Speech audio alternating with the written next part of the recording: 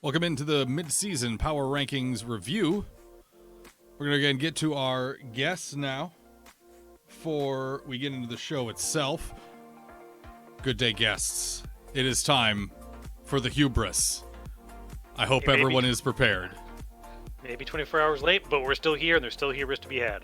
We are a day late and a cannon short. I don't know that I would say we're short on cannons, Dan. Maybe we have enough cannons then. Well, here's the thing. Can you have enough salmon cannons? You know, that's a good question. Hubris wants to say no, but I think yes is probably the correct answer. I think it really depends on seeing a character who is not named Fish getting fired out of one. Because if it's fish specific, we have too many cannons. We've already taken care of the fish one. You see, I just want to see like a pitcher getting randomly targeted by a salmon cannon at this point. Pitcher's pitching a game, everything's going fine, things are normal. All of a sudden, pitcher boop up the salmon cannon, and it's gone. Ooh, I'd love to see it. Would they pitch? Well, if it's fish and bats and rats and other critters. Could be.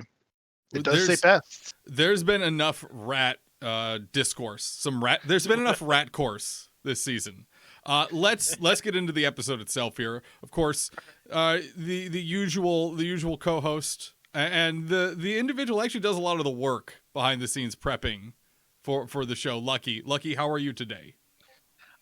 Doing all right. I had my stab for science. Also, of course, wearing my jersey.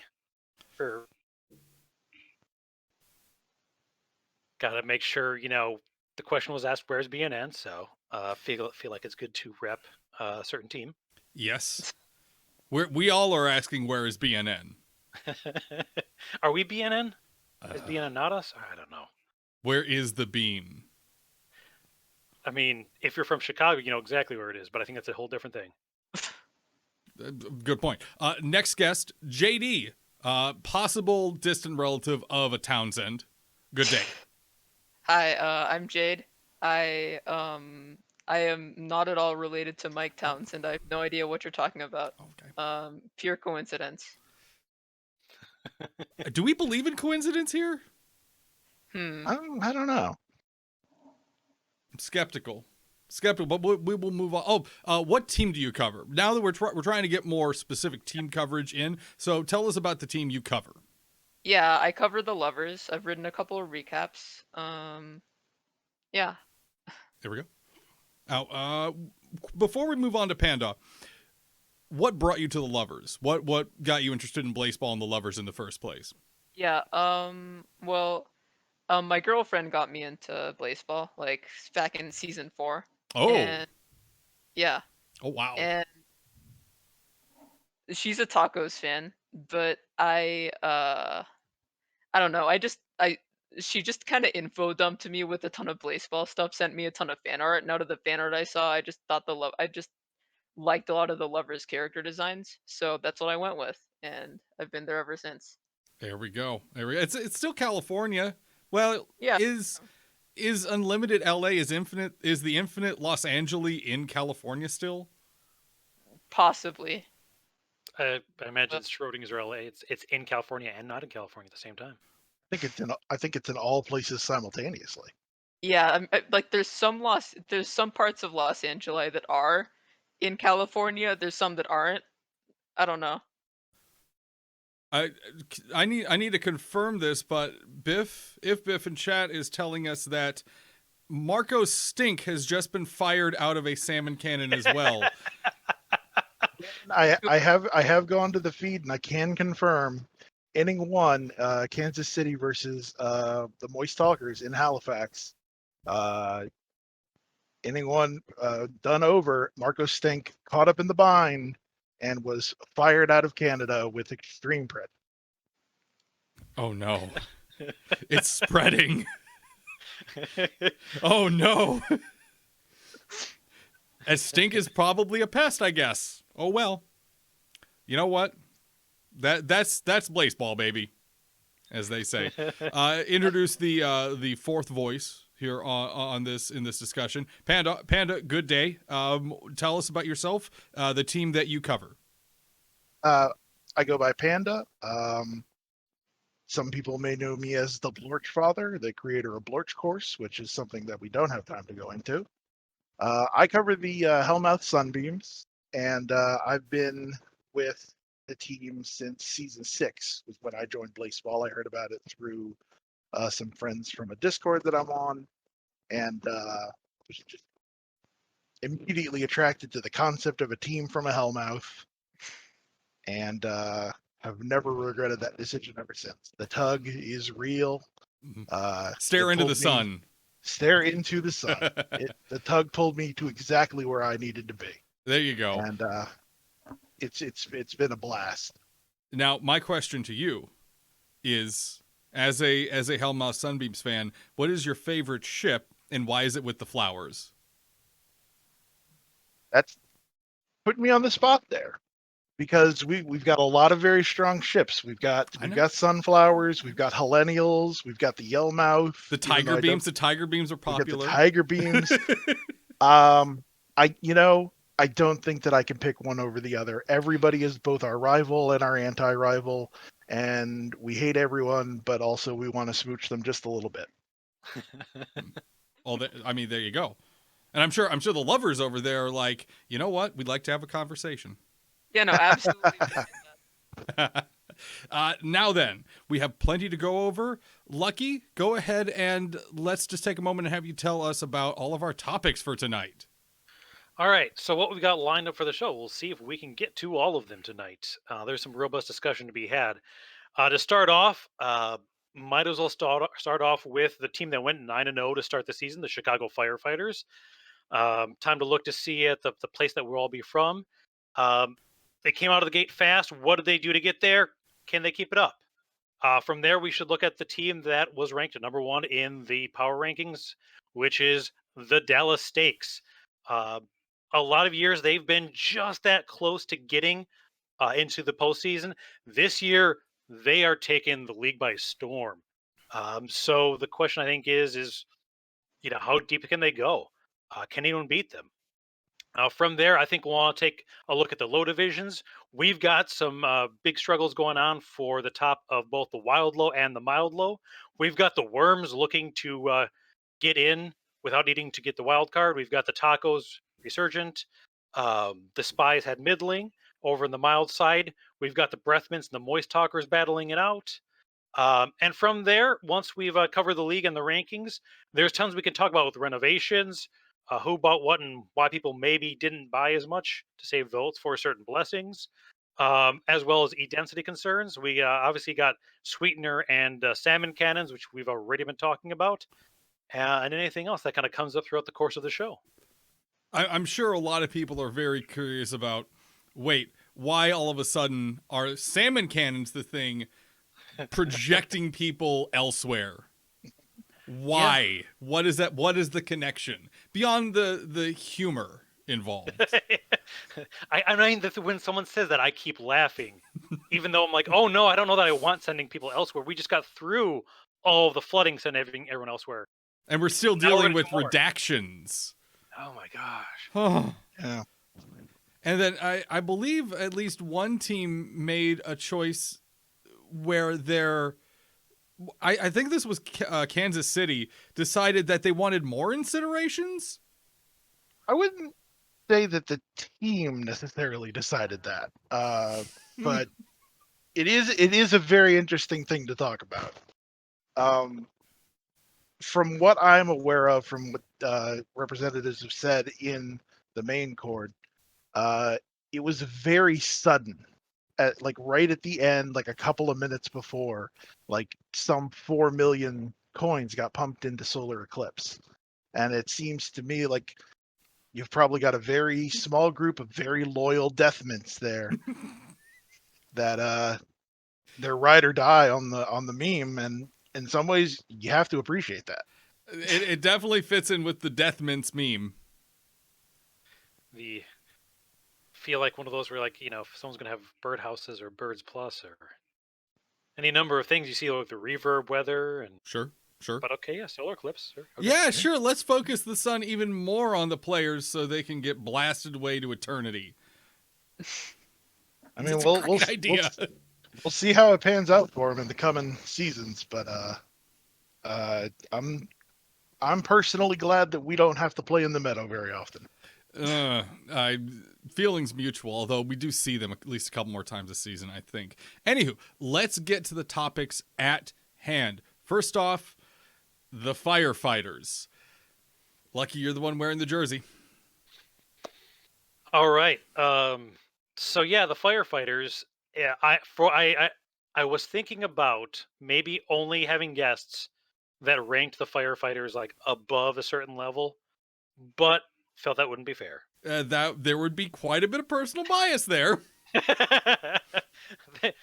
But I own up to it.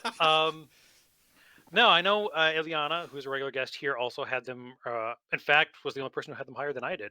Really? Wait, did Ileana rank them first? Fifth. Yeah. So no one ranked them higher than fifth? Was she Nope. the highest? Yep. Oh, we all messed up. Well, Oh. not exactly. So they started off hot, and they're Uh-huh. leading the division. But of the division leaders, the thing is that the wild high, if you don't win the division, you're probably not going on unless the worms or spies fall off. Mm-hmm. And there was a lot of like, what? Part of it was a lot of people were down on the wild high. And part of it is, I think what Ellie and I seem to have seen is that they were the Chicago firefighters were really clever in the offseason. They had Lou Rosehart in their lineup, who had been a pitcher during the Coffee Cup, and had ended the Coffee Cup with triple threat still as a modification, but they were a hitter.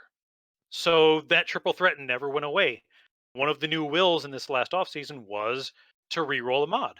So hey, there were a number of things they were looking to do with the rotation to optimize their lineup and rotation, which has become a thing you could do more. And the things they ended up doing with the blessing and two wills was they re-rolled the modification so that it's now high pressure. Oh. They moved her into the rotation, and she's like near a 6-star pitcher, I think. At the top of the rotation, and then they got the blessing sending their best runner to the top of their lineup, and their best runner was formerly at the top of the lineup, a middling Wesley Poole, who was an okay pitcher, but now is approaching, I think, a 4-star batter, who is their best runner, top of the lineup. Not only does that help, but then what happens is their second hitter is Gooby Balson. Yes. Not the prototypical number 2, but still a solid hitter. Swing for the fences type of player. Followed by Swamuel Mora, who's become swole and is a solid number 3. And then reverberating baby triumphant, who is your classic cleanup hitter. Yeah. The rest of the lineup's a little... And Egan Harrison is not so great at the back end of that rotation. But you've got all the parts there to be in the conversation this season. You have a lot of supreme bat production going on. That's... And with Lou and the Bird, as you're kind of Rhett talked about last week, having 2 stoppers in your rotation. Mm-hmm. They've run into some poor run support, and they've run into Egan Harrison giving up runs in black holes. But they're still on the top of the division for the moment. They're still there. So the Hades Tigers are chasing them, but Tiger A-tail sometimes makes you run faster.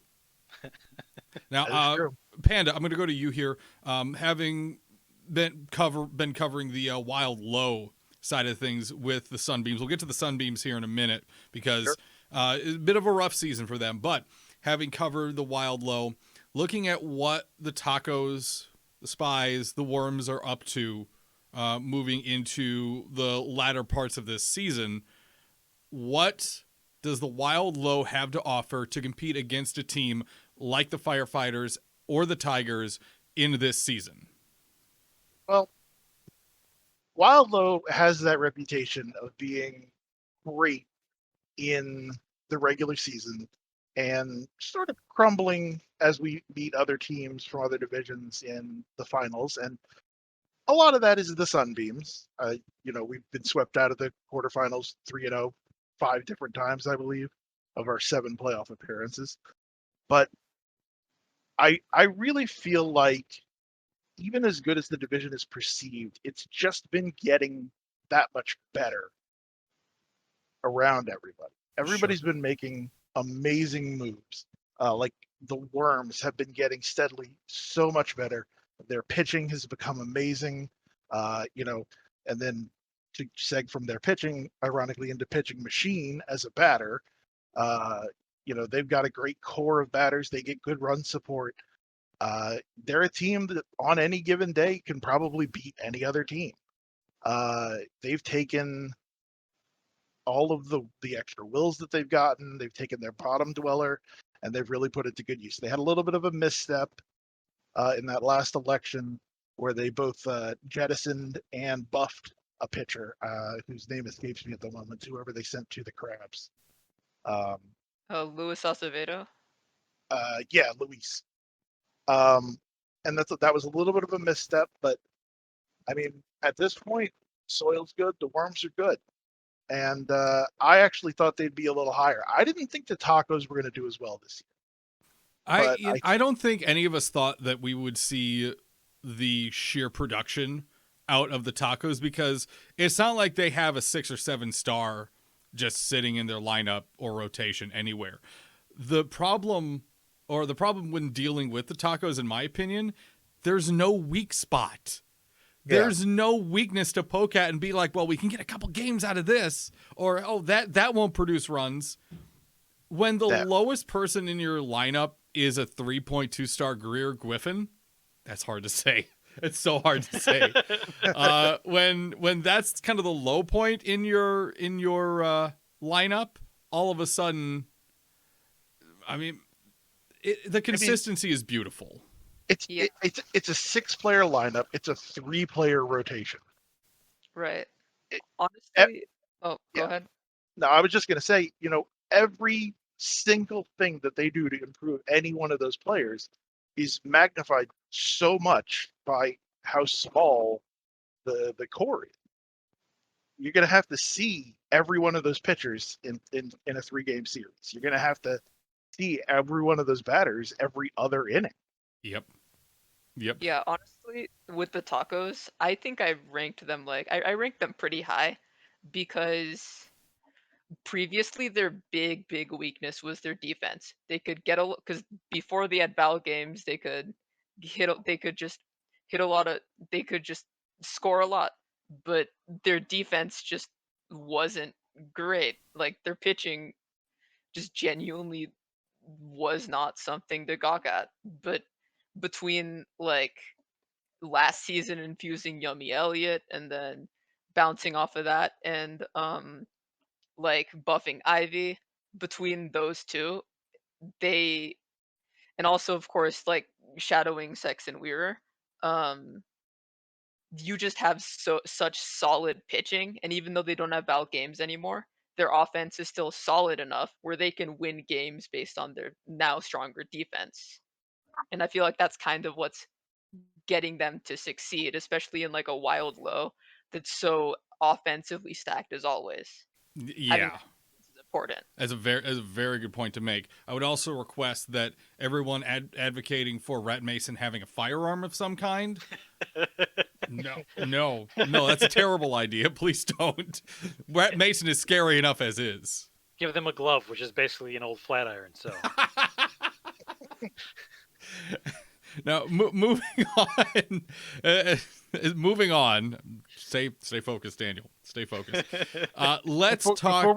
I'm sorry to interrupt. If we could just real quick before we move on completely, I do want to highlight how good the Spies move was to shadow Malik Romaine, who had been a good batter kind of before things were tweaked behind the scenes and had just kind of been going a little bit downhill, just hadn't been getting better with everyone around him. Bringing back Fitzgerald Blackburn into that cleanup spot in their lineup, such a huge move for the Spies. And That's one of the reasons that I think that they're scary this season. Yeah. Honestly, I didn't think they were going to be that good just based off of I their did not either. pitching. Because their pitching is just, it's one of the worst in the league, frankly. Yeah. Their offense is just, it just packs so much power. I did not think it would be able to override that, but what do you know? With like, I guess middling was enough to do it for them, to kind of give them that one last push. Yeah, and to Panda's point, I feel like that's kind of a situation where the Boston Flowers are in with Dunn Keys at the moment. Dunn Keys, as of I believe either this morning or yesterday morning, had gone 0-11 in the season. Apparently, she's 1-14 now. Even Ace Chamber Simmons has done remarkably better than that. Dunn Keys is this unfortunate situation with the Flowers where they're not sure what to do with Dunn because they always kind of expected Dunn to perform at a minimum. But while the rest of the Wild Low kept getting boosted and boosted and boosted, Dunn's just been sitting at the same level for the last 6 seasons. Yeah. Pretty much the same stars, pretty much the same stats. That's rough. Yeah, it's kind of unfortunate that we're sort of in this era of inflation where star counts are heavily inflated from what they used to be. And people that aren't improving, players that aren't improving, at some point, you have to make some tough decisions that nobody really wants to make. I mean, you've got beloved players that we've seen getting shadowed, shuffled around. It's a very interesting thing to see because, at what point do you put competitiveness over the team that you built? Yeah. That's actually, speaking again of the Flowers, what they had to do with Owen Pickelstein there. Yeah, exactly. He didn't want to, considering Sutton had just been incinerated the season before, but Owen was not a strong point in that pitching rotation. Let's move on to the mild league now. Jade, you are one of the folks covering the Lovers. right. I'm not sure if expectations were super high for the Lovers for this season. They're just under the 500 mark. Where's the mood? What's the vibe check for the Lovers, and what plans are there moving forward from this point? Yeah. The Lovers have kind of been fluctuating over and under 500, and what I've really been saying this season is that they really do have promise as a team. Like, we're kind of making strides in strengthening our lineup because offense has always been our problem. We have a top 5 defense, but we don't have the offense to cover that. So we've been making strides to that. We've been doing, and stuff like grind rails and stuff like that has been really essential in solving the problem of stranding our runners.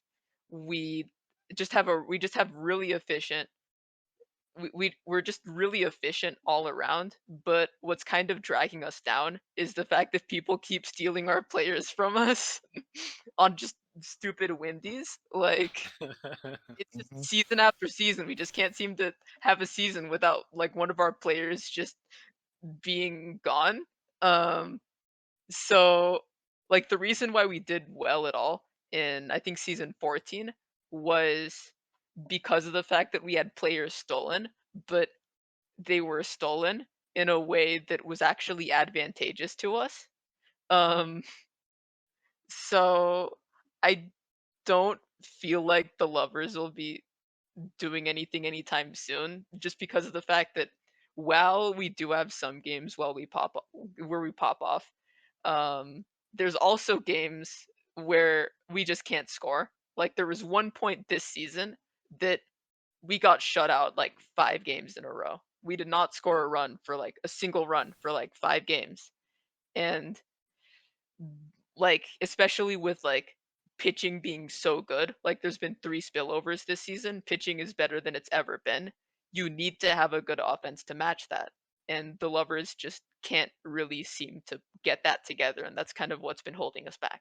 Yeah, looking at the lineup. The lineup is backloaded with Don Mitchell at the end with 5 stars, Helga Moreno there with 4 stars, but then you're opening Theo King, Alexander Horn, Kitra Guerrera, Mint Yep. Shop is okay. Yeah. Base stealing really hurt us in that way, because if you remember, we got the reading that like flipped our lineup based on Yeah. skill, Yeah. quote unquote optimized it, but that's clearly not been working for us. I Yeah. will ask. I'm going to ask one more specific question about the lovers, and then we do need to move on to talk about teams like the Stakes and whatnot. With Cannonball Sports, Yeah. a 1-star pitcher, 4.5 stars batting. Are there plans to try and get Cannonball back into the lineup, or into the lineup rather? We've been talking to the Dale a lot, and there's on whether they want Cannonball back, or whether we want to just we just want to keep them and move them to lineup. And the consensus has been that the Dale don't really have anyone that they would give back, because the person that they traded for them, Parker Ming, was traded to the Ooh. Crab, who is, because of the fact that you can't equivalent exchange them back because the Crabs are in the same sub league. That just And the Crabs took Parker without any exchange. It's the Dale just don't have anyone to send back. So Sure. because of that, we're just taking Cannonball and putting them in the lineup. Sure. That's the plan, at least. Sure. All right. Lucky, the Dallas Stakes. Why is it that everyone saw the Dallas Stakes doing really well except for me? I'll call I don't know. myself out. I did not place them high. I feel like it's a case where there's some gut things where you go and magic goo, and sometimes and part of it I think too is the Stakes kind of took over for the Moist Talkers. The Moist Talkers always looked like a solid team that always kind of just tailed off at the end of the season. Mm-hmm. And the Stakes a lot of times would, even when people would be like, oh, they're okay, but they'd overperform and then tail off. But I think what it is too is you're looking at the mild league as a whole, and the mild high, and especially the mild high. You're seeing a lot of teams that are either unbalanced or in the process of getting back to the wire, like the Lovers, or they're unbalanced, like the Mechanics have ridiculous pitching. But their hitting is okay. The Pies, and the Pies had an amazing season last season. But as talk to Panda's point, as that kind of power creep crept up, the Pies didn't. I don't think kept up as much. Whereas the Stakes they have a stellar rotation. They have a solid defense. They have great base running, and they have top notch in terms of like the star power. All 4 categories. They're one of the teams that you can look at a lot of teams in the mild high and go, even the ones that have a really good one category or aspect, there's something that's going to be inconsistent. Whereas the Stakes, you look and go, yeah, no, they're just solid, top to bottom. I think when people are using that tier maker, they're one of the teams I went, just as long as the sim doesn't pay attention. Yeah. That's a big thing. Is there so many with power rankings? You're looking at, like, I feel like a lot of people look at the Stakes and went, yeah, no, they seem, it's not like it's in hindsight, wrong or anything to have not had them high, but it's also easy to put them high and not knowing, like, I think the other thing too is there's that balance between the short rosters like the Tacos and the more full rosters like the Stakes, who have a more standard 9 and 5. Where if something happens to a team that has 9 and 5 on their roster, they can usually, if a player goes elsewhere, if something happens where they're gone or peanut allergy, they can usually get around it. Whereas a team like the Tacos, you get, a lot of times you get one player that something goes wrong, and it hasn't yet, but less flexible. At the same Sure. time, you get the higher consistency with the smaller roster. I think the Stakes have that full size roster that's pretty consistent, and all the stats are there to say, hey, I put like the monitor willing and the immaterial don't rise. We make it on. You bring up the tacos again, and certainly if the tacos were suddenly to have McDowell Mason or Sexton Weir suddenly, shot out of a salmon cannon elsewhere, there would be problems. There would be big problems because those are key parts of the lineup there that are suddenly, boop, nope, you're gone. Or like we saw last season, Rat Batson coming in. oh, Rat Batson. Which, great name, not a good player. Yeah, and honestly, I feel like that problem is kind of happening to the Pies right now because Oh, yeah. Because like I put them higher than most people did. I thought they were going to be the number 2 team. yeah, and I think I had them pretty high, but yeah, you had them the highest. Because of the new pitcher that they brought in, and they were kind of performing to that level, even though they had Jessica Telephone and Elvis stolen. They were still performing to that level, and then Jackson Buckley went elsewhere and has not returned since. Oh no, And, Jackson Buckley's back. Oh, Jackson Buckley's back. Jackson Buckley's He back. is back. All right, but for the period that Jackson Buckley was gone, they weren't doing so hot. Yeah, their offense definitely stalls without Jackson Buckley. Yeah, especially without Jessica Telephone there anymore. Mhm. They just can't really pop off without Jackson. So that just really hurt to see, honestly. when this is a non sequitur question. When is Nerd Pachenko gonna get broken out of that dang shell? Not soon It's enough. been for so me. many seasons. Well, Let- the Pies. You the know. Oh. Oh, sorry. Go ahead. Yeah, the Pies have more bird weather now because of the renovation. That so is true. they can so it might be sooner than you think. You know what? At this point, I would welcome Nerd Pachenko back. Look, Nerd Pacheco is an OG Sunbeam. We miss him, but we just want to see him happy. Nerd has been trapped in there for so long. It's been a while.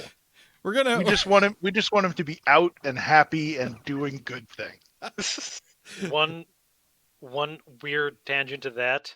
If I remember, Tiana Takahashi Yes. had essentially been working double shift. Right, yeah. Because of the showing. Then got reverbed. Right, yeah. That Tiana no longer was, and then shortly after that got the parasitic, Pitching. parasitic Mhm. pitching, and it was like, oh man, had Tiana gotten that while doing double duty, because Right. I don't think it's going to line up the pitching and blood drain at all, but Yeah. just the potential of 8 strikeouts per game on average. Oh, Even if it's just the tiniest sip, that's so much. That's like, and that's the same thing. I mean, that was the other thing that hurt the Pies, other than having Jackson be elsewhere for so long. Just not having their anchor in Tiana Takahashi pitching for just the foreseeable future. That's another thing that just put down their performance a lot. Which, Yeah. to real quick, hasn't there been a lot of reverb? Yeah, there has. Yeah. We got. What's up with that? I'm just gonna segue over to the Magic real quick, as I like to every so often. Had a minor scare. I believe that was on Tuesday, where Dad, our Francisco Preston, got reverbed from a wonderful lead lineup hitter to the last person in our pitching rotation.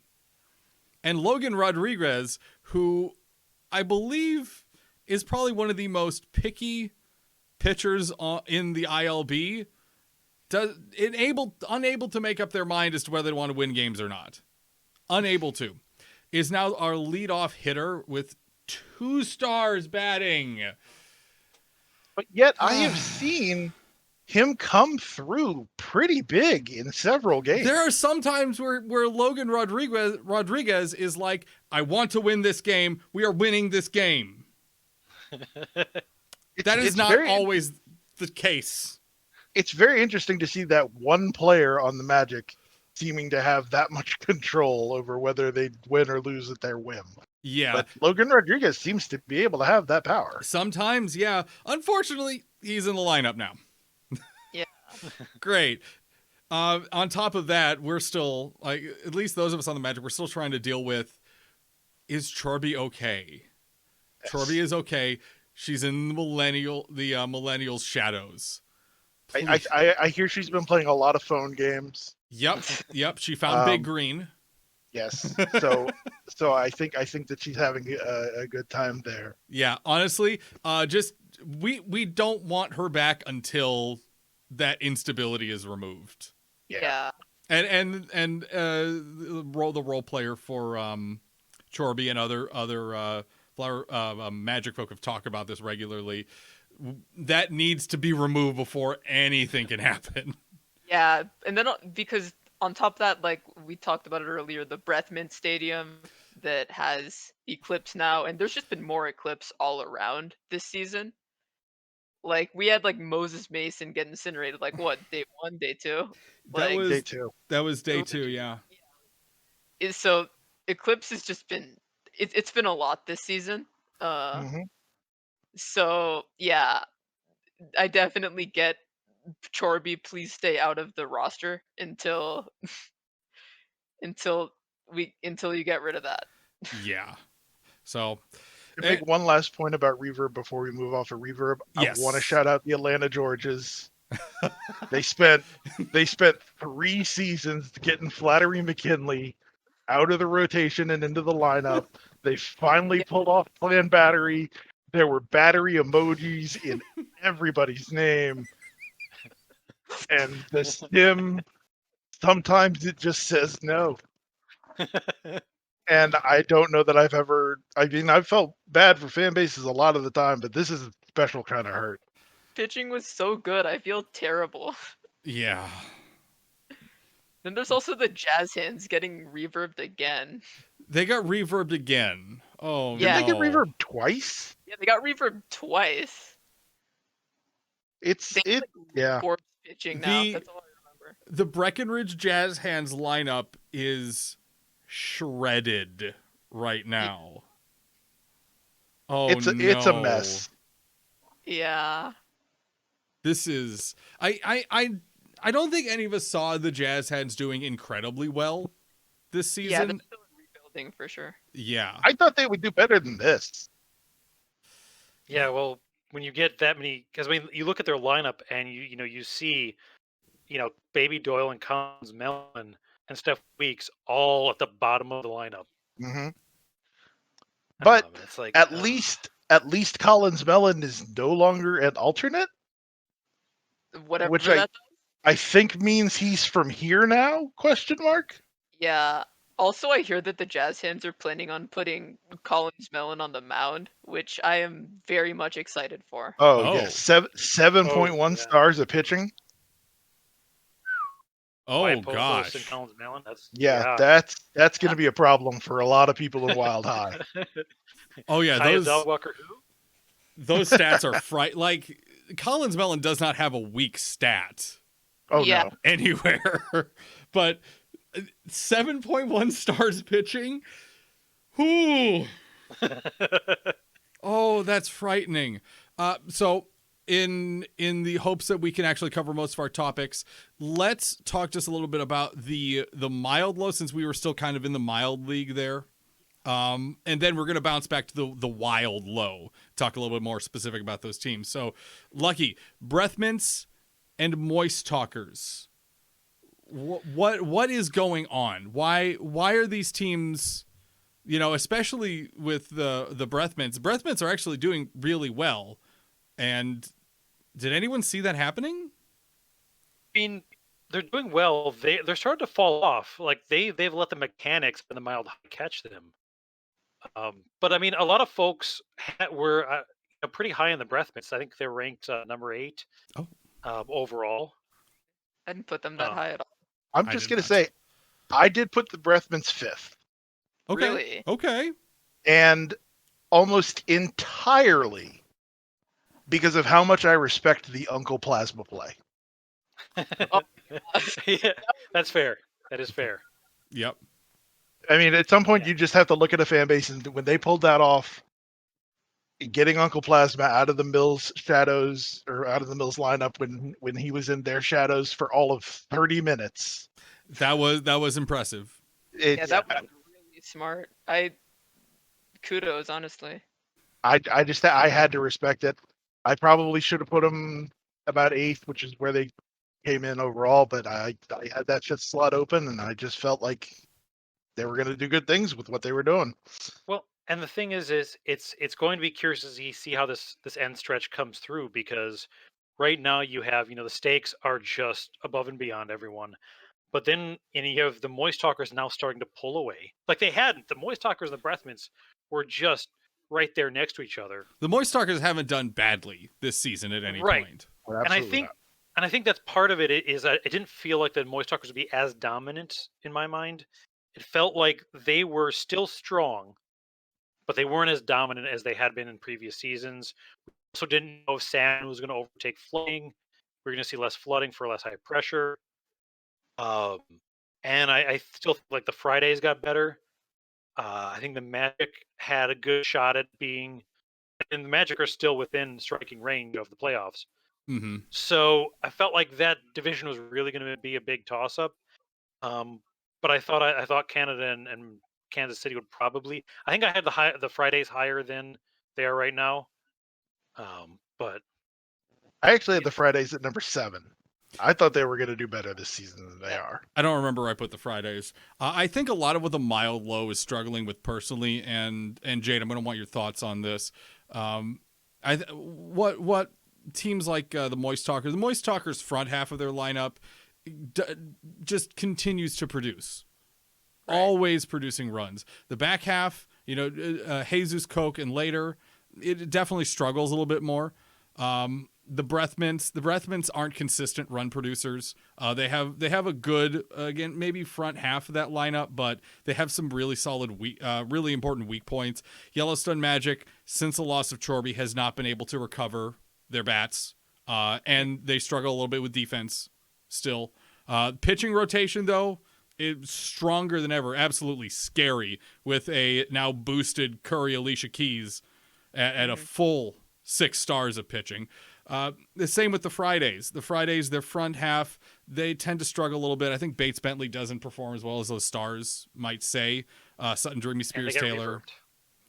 That's tough to deal with. They have Beck Whitney now, but Beck Whitney is not in a good position in their lineup.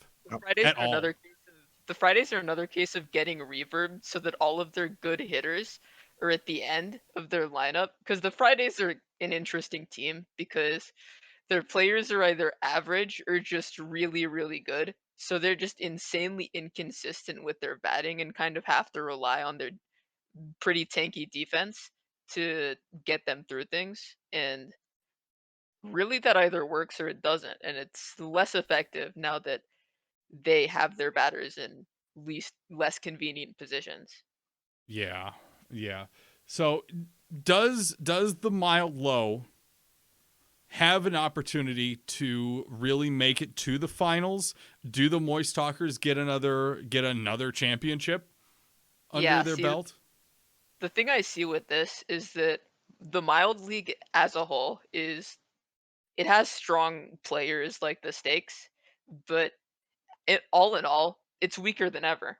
Because like in Mild High, you've got the Garages and the Mills that are both like the Garages haven't recovered from last season, not even close. And the Mills are currently having to deal with that. Yep. And with the loss of Uncle Plasma there and having a 0-star pitcher in their rotation, their pitching isn't in a great spot. And then you've got the Lovers I've already talked about, not making any big moves. You've got the Mechs who, again, great pitching. A lot of the Mild League just has phenomenal pitching, but at this point, a lot of its offense is weakened to a large degree, and you really see that with the Mechs. And then the Pies and the Stakes, those are the kind of front runners over there. Mild Low, same thing, honestly, except for the fact that in Mild Low, you don't really have any like specific standouts when you like stats wise, other than like the Moist Talkers who, like you said, are kind of being expected to underperform, and then the Breath Mints who are overperforming at least to my expectations of them this season, since their offense is really nothing to look at.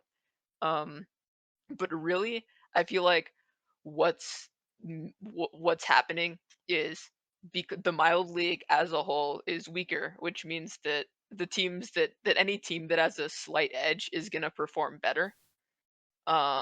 And you really see that with mild low, especially since the entire conference is just dragged down by like teams that honestly aren't really carrying their weight.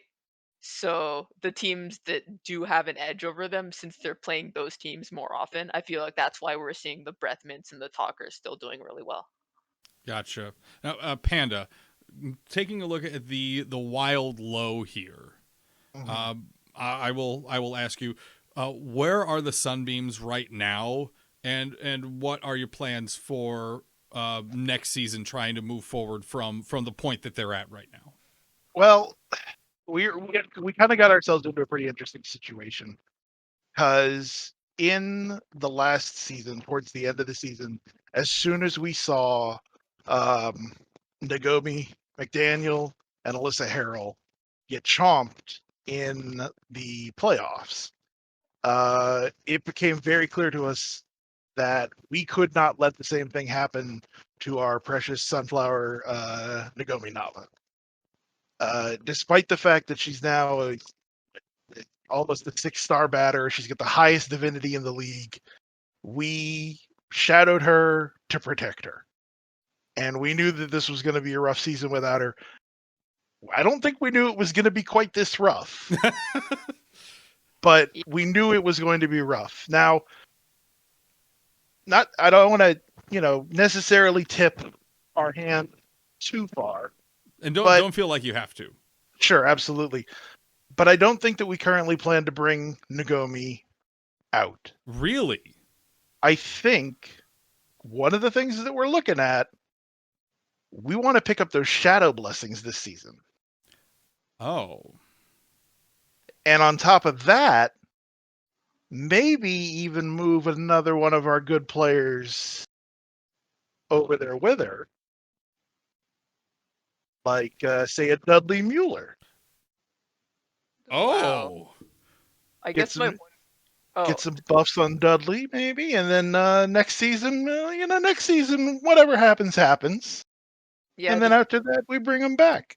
Jade, your quick thoughts? question about that. How is do the Sunbeams kind of have a plan to prevent an insanely buffed Nagomi and Dudley, to prevent them from getting stolen from other teams? Because especially with like especially since they're both batters, they're gonna be on the idle board. So plenty of teams can just go ahead and plunder them.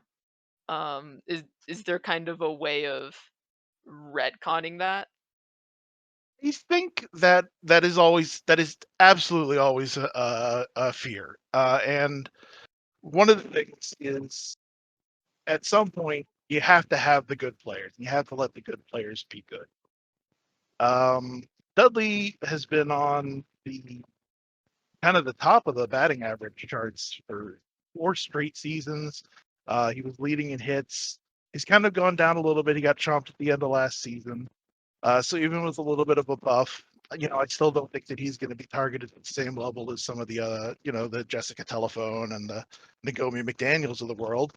And Nagomi Nava, I think when it comes down to it, I would have to say that if somebody took Nagomi Nava from us, we would probably do whatever it took to get her back. And I think that most people know that, and I don't think that they necessarily want to mess with us. That's Fun- true. The Sun Fun. do have the most fans, I think. I was about to bring that up, actually. Yeah, the Sunbeams fan base is the largest in Blaseball. They have arguably the most voting power. When I would argue that when the Sunbeams put their minds to it, we're probably going to accomplish what we want to eventually. And it's not a threat. It's a promise.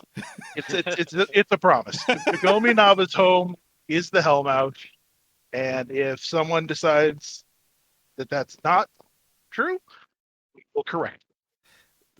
I honestly, as someone who was a flower for so long, where's my flowers? There's my flowers pin.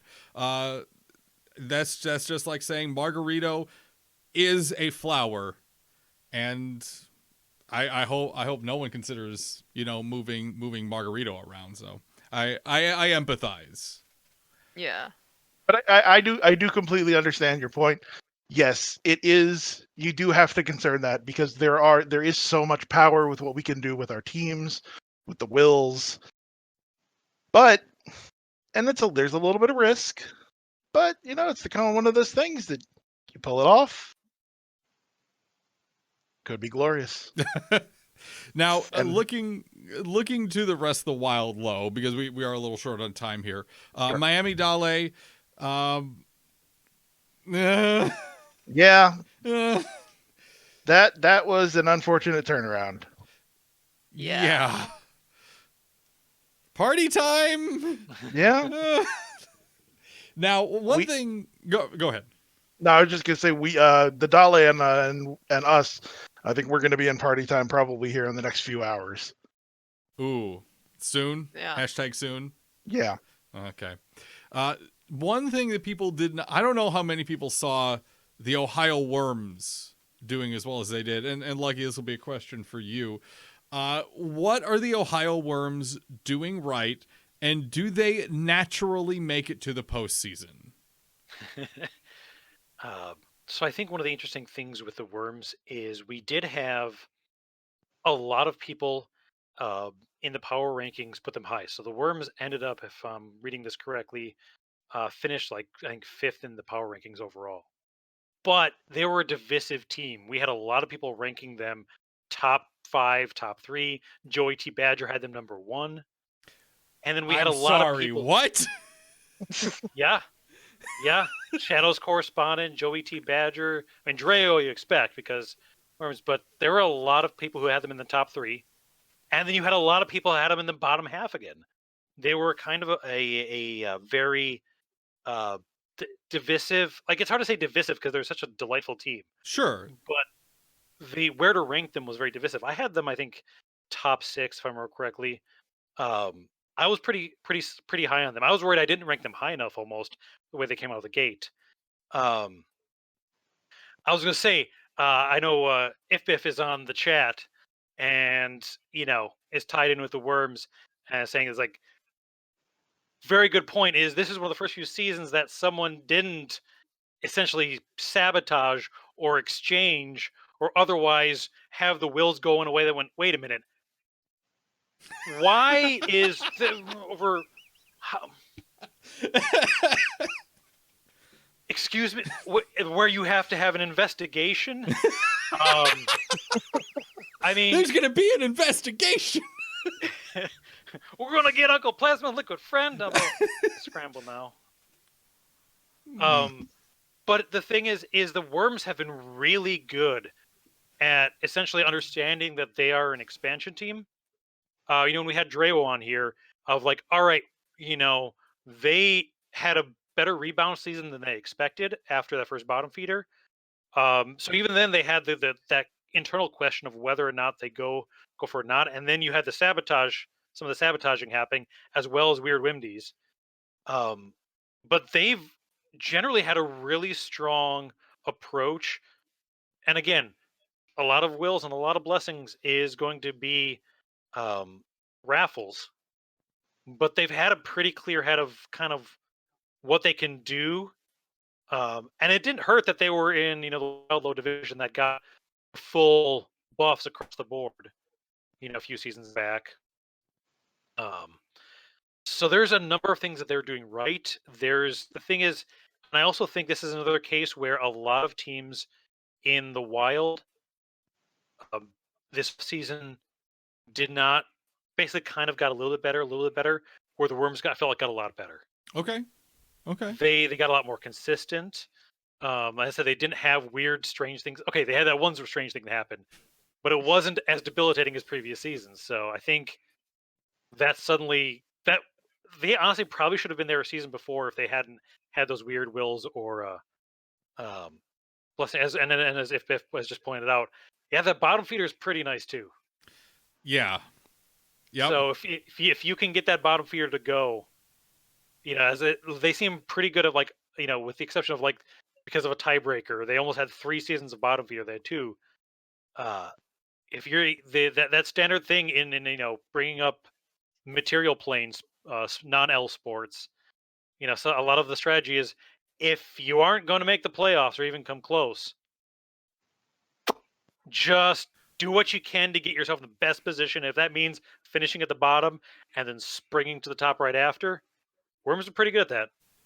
Yeah, that's a very good point to make. Just looking at the Worms, let's talking about their lineup for just a hot second here. Lenny Crum through pitching machine. I mean, that's 6 players with easily, 2-3 dozen stars between them in hitting. Incredibly strong. Yeah. There's a lot of power behind those bats all of a sudden. I mean, I can tell you as a team that watches Worms games, they play the Sunbeams a lot. I'm probably mispronouncing it, but Lubert Jayoun, very strong power hitter. I feel like every time I look over, I'm seeing him hit a home run. Does a lot of cleanup. I think so. Okay. I mean, I'm excited to see if the Worms get into the postseason though without a wild card. I think everyone's going to be keeping their eye on that. I think a lot of people will be very excited to see that. Really quick here. We are just going to go a little past the hour. Final question though, before we get to the hubris portion of the broadcast. We had some renovations here this season. Luckey, what's going on with E-density? I don't know that I could explain it as well as others can. I'm more of a science-adjacent individual. Okay.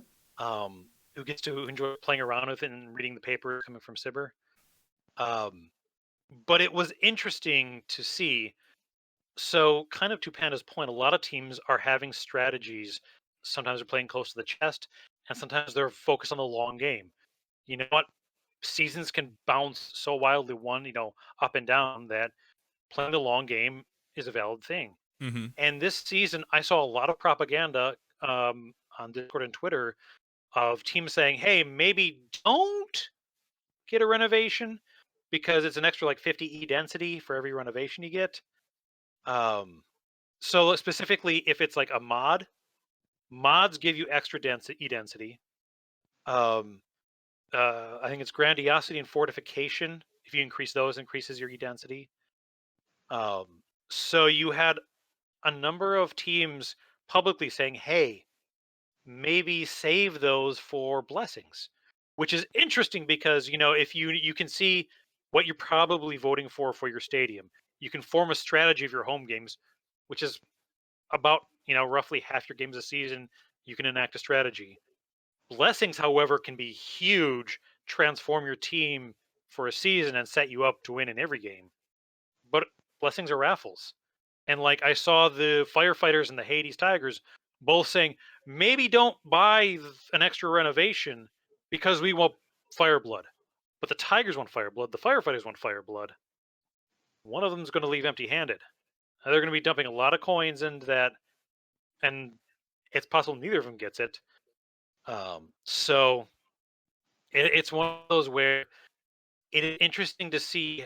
I think a lot of fans, like we, myself included, we jumped in headfirst to building up renovations, and now that we've seen some of how those work and how those can lead to E-density, and how E-density is just, consumers are not so much fun. And that's the thing, is sometimes you have, I don't know that anyone, from what I saw, everyone got at least 2 renovations. But there was a lot of focus on how many do we really want. Like, I know the Firefighters, like the moment they hit 2, it was like boom. Because I remember checking in last night, and it was at like 1% over 2 renovations. I was like, all right, pretty much stop. So Dang. It's yeah, and it's not surprising as you listen to Panda talk and listen to Jade talk about what teams are doing for strategies in terms of their votes.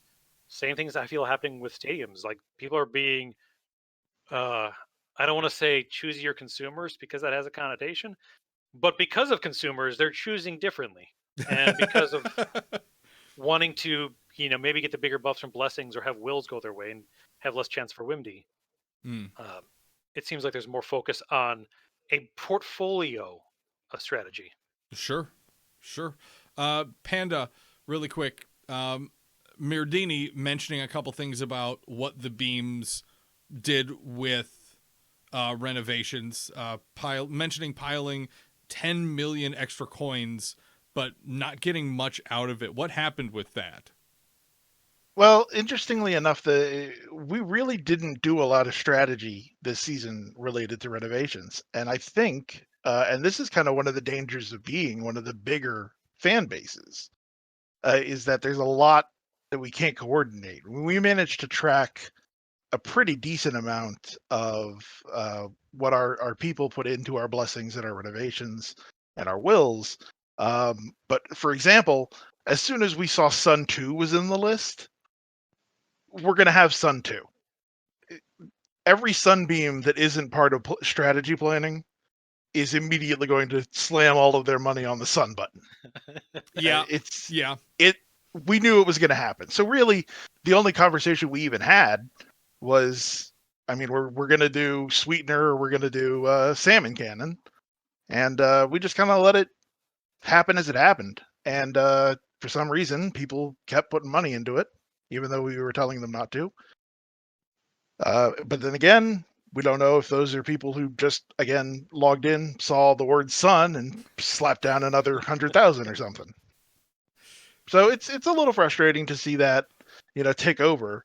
But it's when you're as big a fan base as this, you're gonna have that spillover, and there's not a lot you can do about it, really. Sure.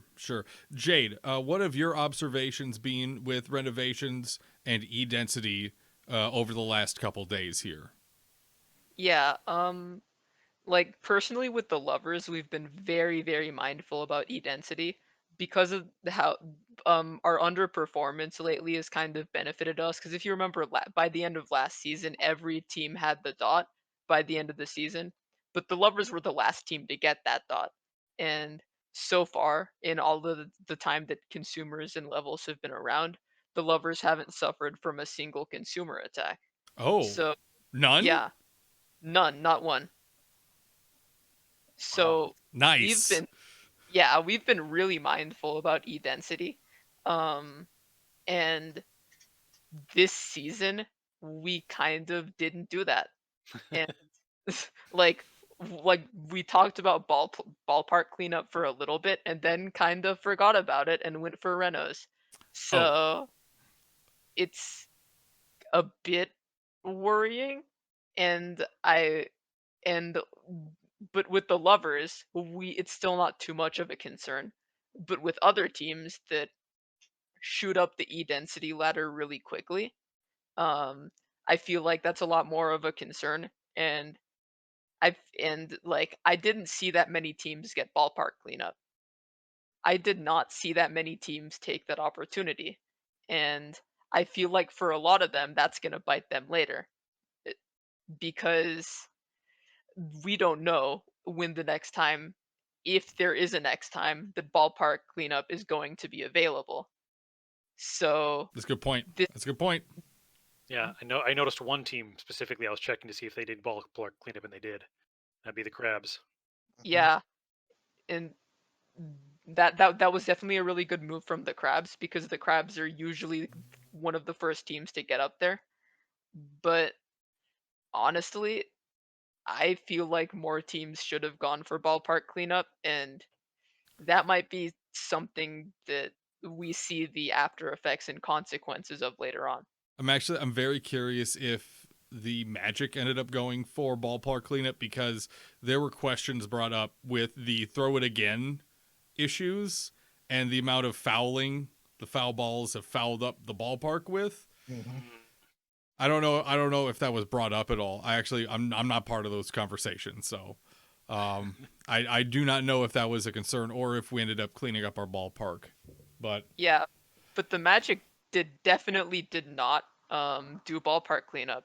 Their filthiness isn't it getting uncomfortable anymore. It is just that uncomfortable. yeah, yeah, Very the amount of right. foul balls that are generated from Oh No blood. Yeah. Ugh. And look, I mean, what, and 200 and something alone from Chorby that one season, right? Yeah. yeah, and looking at their E density, they're dangerously close to getting the dot. So Yeah. up with it pretty soon. So that might be something that not getting ballpark cleanup might be something that the Magic end up regretting very soon. I Yeah, and they am. might not have even had the option too. Oh, that's Maybe. true. That's true. Yeah, that's true actually. All right. The most favorite of times here on the Midseason Power Rankings review. We are a little late. This is a Thursday night instead of Wednesday night predictions. However, we are going to uncan the cat food can of hubris and splay it out into a bowl for all of our fans to consume. I don't know where that analogy came from, but it's here now. I'll say it's don't let my cats hear you. They're going to get to dinner time. We will start with Panda. Panda, what are the finals this season going to look like? What teams will be there? I think it's the stakes to lose in mild, Okay. and I expect to see the stakes in the finals. Now the wild,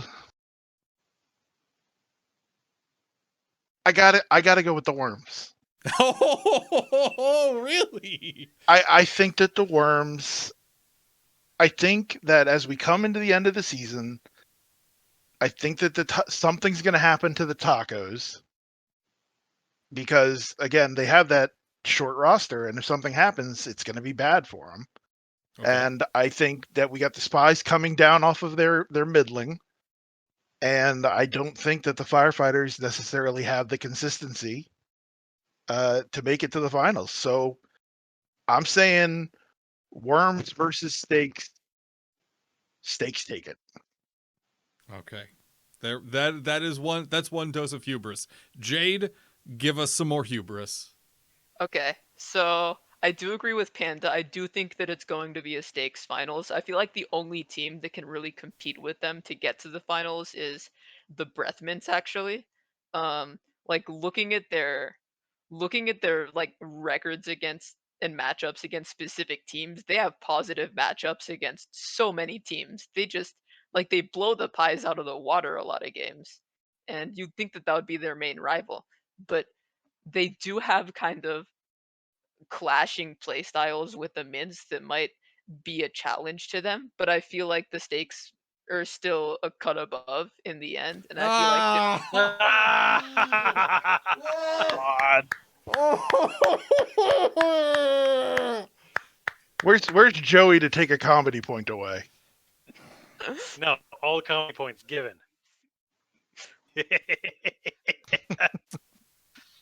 I am All right. uncomfortable. As for mild, that is difficult, but barring disaster, I do think that we see the tacos in the internet series again. And I say that because I think I mentioned this earlier. Their offense is still very solid, even without Val games. And their defense and their pitching rotation is just now so good because they have three very solid pitchers that they can just all compete with the best and back up their lineup.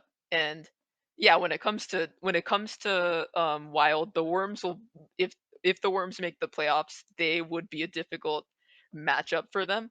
Um, but other than them, yeah, firefighters don't have the consistency like Panda said. Um, and like if the Tigers make it in, like I feel like the Tacos just do the things that the Tigers do better in a way. Like they have like even with the Tigers having JT, I feel like their offense is still good enough. I feel like the Tacos offense is still good enough to be able to overpower the Tigers. And then in Wild Low, their big other rival would be the Spies, and without middling, with that pitching rotation, I just can't see them in the internet series, unfortunately. And honestly, when it comes to the internet series between the tacos and the steaks, I'm very tempted to say that the steaks sweep the tacos again. I'm really tempted, but regardless, I do still think that the steaks take it. Okay. There is a second hearty dose of hubris, tacos and steaks. Lucky, give us yours. Oh, all right. I mean, I considered for a moment the worms or the tacos, but I feel like since those were taken, and I remembered the tale of Alex Trololo, who in season 5 was like one of the best pitchers in the entire league, and then was reverbed from the firefighters rotation into the lineup. Obviously, the firefighters, that was going to be a huge blow, and they were not going to win that year, but they did. That one championship was the year that Alex Trololo went from the rotation to the lineup. So I think for maximum hubris, I must pick the firefighters to go up against the stakes. Oh, we're at maximum hubris. I think so. Ooh. That is maximum. Like right now, there is still the chance they're not going to make the playoffs, but I'll pick them to go up against the stakes, and that's where I'll leave it. Okay. All right. I'm not afraid to have the same pick as another panelist here. Jade, I think you're right with the steaks and the tacos. At this point, consistency is what we see winning seasons, not just game series, but the consistency to perform is what we see winning the Internet League of Blaseball.